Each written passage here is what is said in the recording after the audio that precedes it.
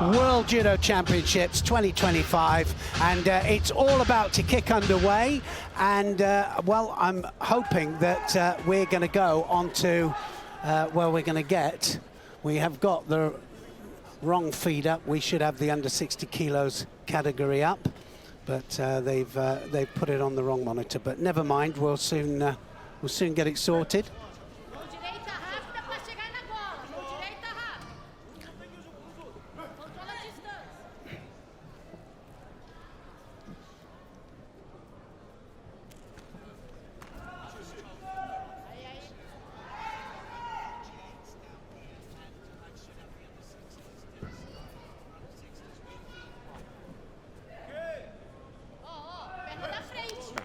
So, no, I don't know. Okay, but the good thing is that we already spoke about, yeah. So on the other mat, we had one of the favorites from China, and we are watching Ferreira against Lee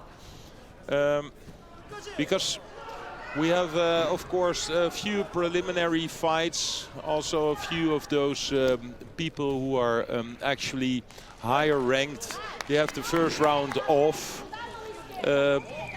These two fighters not. So we have a few fights in the -48, and then we will change to the 60 kilo here. We have 2 tatamis. So of course you can switch from tatami 1 or tatami 2. Well, I didn't get a chance to introduce you, Dennis. Dennis No. van der Geest, my co-commentator, and I'm really, it's good to be working with you again. And, well, good to be back at the World Championships, isn't it? So I wasn't aware that I thought we were just going to go with the preliminary rounds of the under 60s, but we are starting on both tatami with the under 48 kilos. It gives us a chance to see some early rounds, get these over with, and then it goes straight into the round of 32.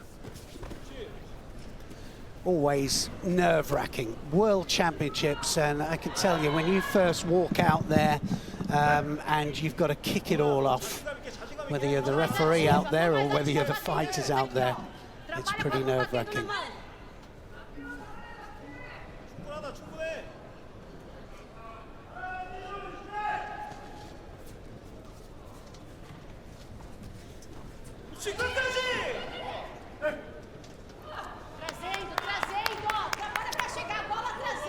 So Ferreira of Brazil.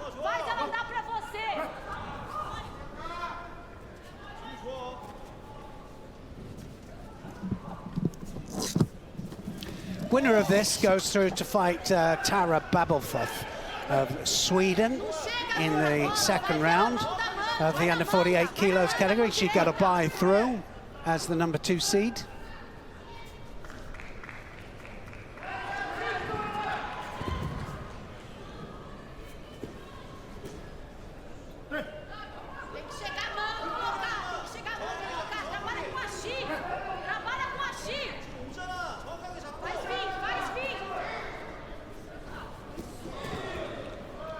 Nice. Drop Toshi there. Off the sleeves there for Ferreira. If you look at the stats, then Ferreira is the one who, yeah, if you look at the stats, should have the biggest chance of winning this fight. But she's facing a lot of difficulties with this dominant grip from the Korean, controlling her left arm all the time.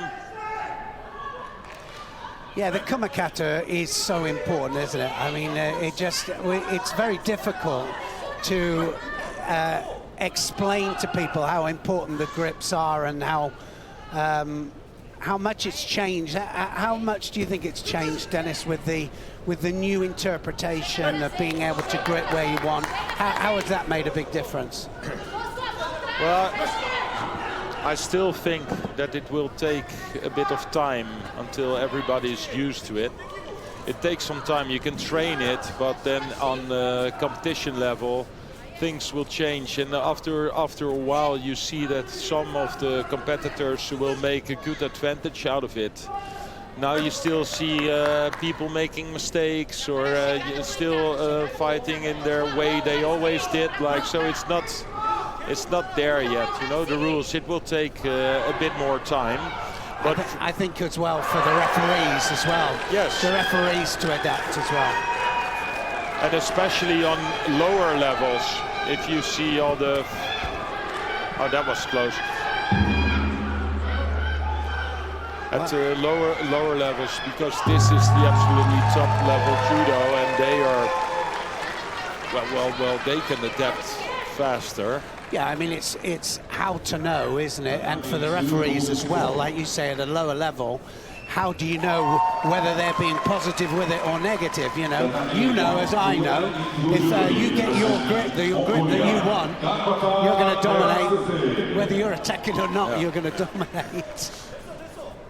Yeah, and that's something that we've seen the last few years more and more. And everybody knows each other so very well. Like, I was watching old footage of my opponents, or when of course we had cameras, and you made like your game plan. But now everything is there on the internet. You can completely draw your opponent completely out. And some of them are so busy only with doing the right grips to prevent the other one from having their right grip or their dominant grip, that sometimes they just forget to judo. And to go out from your own. Yes, it's too much, isn't it, on the grips? Yeah. That wasn't far off, was it, there?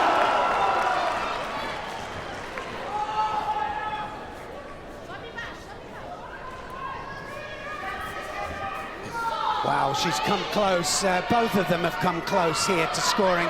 And the new Yuko, remember, which we've seen the last 6 events now, on the World Tour, and it's been working very, very well. And I think it's only the kind of bottom part of the Yuko that's been the difficult part, but generally it's been good. I think at this moment Ferreira is back in the game. This first minute, I think she is a bit more dominant. Still 1 penalty on the scoreboard, but I think in my opinion, Lee is close to getting a penalty as well. Yeah, this is really a tight one, isn't it? They're both going for it as well. They're both attacking. And of course, straight off this, it won't be that long either before they'll be out again. Yeah.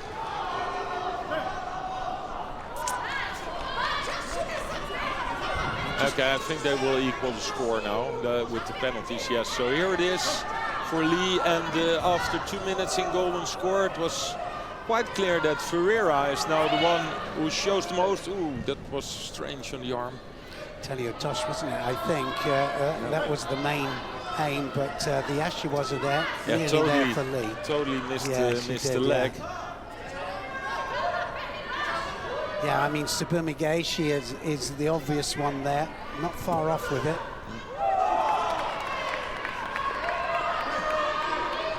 But, I mean, they come to the World Championships. They're going to be in top form. Both of these ladies absolutely attacking full on here. If they lose at this stage, it's all finished. Of course, it's early back. Yeah, that's also something that changed, of course. When you used to have a repechage, now your opponent has to at least get into the quarterfinals. And if you have this first round fight, you're there because you're not one of the highest ranked fighters, so you know in your block, if you win this fight, there will be another one that is really strong. Yeah, and they've got 2 more rounds yet to fight to get anywhere near the quarterfinals.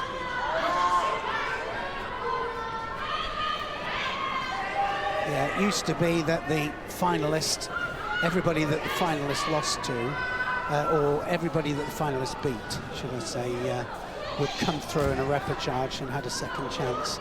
Now it's only if you go. Oh, there it is. Hosodageshi there. And Lee manages to throw Ferreira, and Ferreira was off balance from the second she came across there. And it's all over for Ferreira, and Lee will go through. Beautiful, also the Capri. Yeah, but yeah. Total overstretch, wasn't Yeah, it? Just countered total. her because yeah, the round of 32 we are here, and that means that one of the favorites for today is on the tatami. It's Babofa from Sweden against Lee from Korea. Lee, we saw the first round scoring with a really nice Osodagari. This is where she's dangerous here, Babofa, and she has really good transition in. I think she will develop as she goes through from a Tachiwaza point of view. She knows how good she is on the ground here. She'll keep digging in. She has a turnover as well as that Sangaku Jimmy turnover. And there she is. More success that time. She'll keep plugging away all the time. Lee doesn't want to stay down there a second more than she needs to.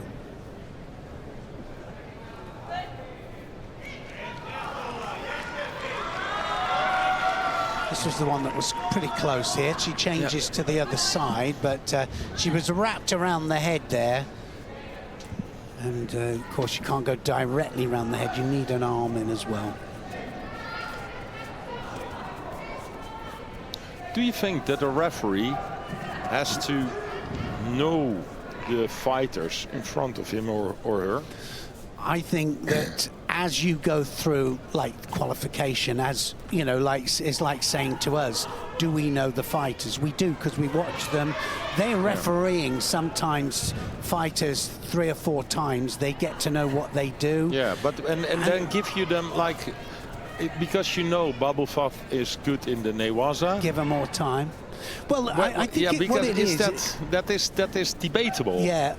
I think that if you see somebody and they, you know, I think generally we should give people opportunities to build.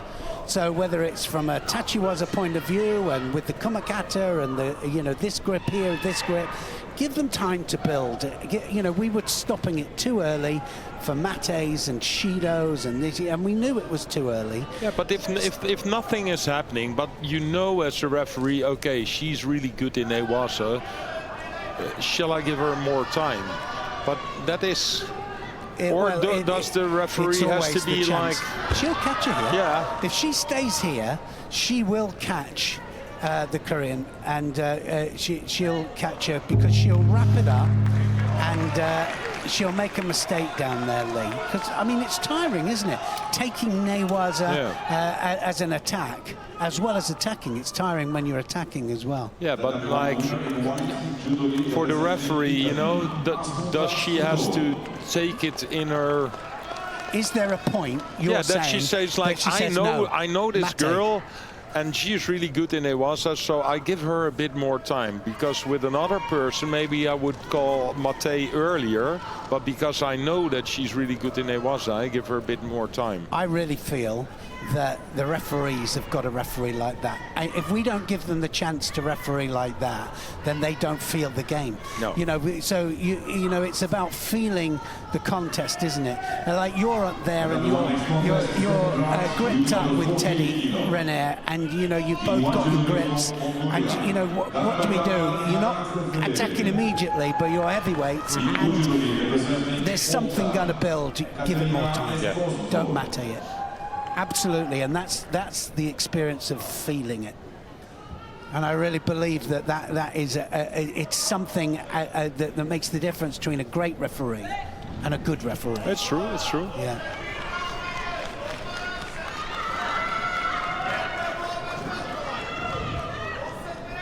And of course it makes it difficult because before, you know, years before, you were standing there as a referee, and then maybe you had those 2 referees on the side, and that was it. Then you have to make those decisions in like a split second. Or they make a decision for you. Yeah, and now you know on the side that everything is watched, but you don't want to be too depending on you don't want to depend on it. You know, you just also want to have your own opinion. And don't feel ashamed if you make the wrong decision once in a while, because sometimes we watch it like 15 times and we still are like, was this a score or not? And they have to make that decision in a second. But I always love it when the referees make a decision and then maybe afterwards they say, no, okay, sorry, I was wrong. I'd rather that than them looking at the... Just wait for a minute until somebody else makes the decision. Well, you watch this. I mean, this will unfold now. It's been a Newaza match, mostly, and she'll win in the end in Newaza. This Bubble Foth will come on top, and she'll get it, because there's going to be a mistake here. Yeah. So the referee doing a good job here, letting this go on. Now, this has changed direction now. And there it is. So it's going to be all over now. She's managed to come on top, and it's game over. 5 seconds needed, and it's Bubble Foth going to win. Yes, 5 seconds. But there is, maybe you can explain, because for a lot of people who are watching, there are a few new rules. If you have because only 5 seconds of Osaikomi is really short, especially so they're in the saying now that it has to be an absolute Osaikomi. Yes. And then they call it. It has to have Hara.